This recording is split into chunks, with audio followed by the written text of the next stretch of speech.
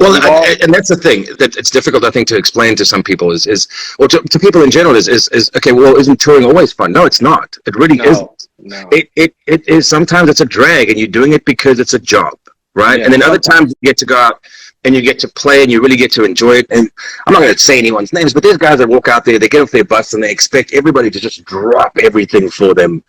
Man, that they've drank their own Kool-Aid, and they really, really believe that they are these iconic rock stars, Oh right? yeah, and we're all. They a damn guitar for a living. It doesn't make you super cool. It makes you cool, I guess, in a sense, depending. But it doesn't make you this deity that you Oh, know. We've done those runs with people that we don't get on with, and you get to a point where you just don't even want to be there anymore. And you know you still have, you still have to provide the entertainment for the people that came to see you. yeah. But You're trapped.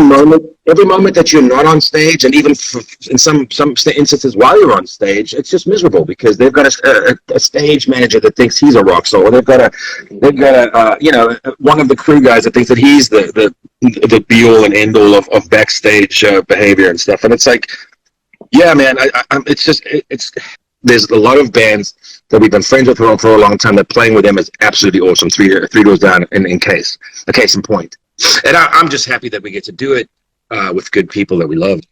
Again, not that I'm ungrateful for it, and I do love playing. It's the touring process itself. It's for me. It's the now being away from home from my wife and my daughter, because I didn't really understand how much I relied on them until I was home for all that time, and how much they rely on me, right? Mm-hmm. So how the three of us battled this thing, and we did all the, we hunkered down, and then we sort of slowly emerged, and we I got to see my kid walk and talk and go to potty trainer and all that stuff, right? And it's like, and she's a real big part of both of them. Both the girls that I love are a real big part of my day and my life, and it's in some ways it's kind of daunting to leave, only because I hate not being around. I hate not being part of the system, part of the group to help out and be somewhat domesticated, but to be present, really, and I'll be honest, there were times I wasn't present when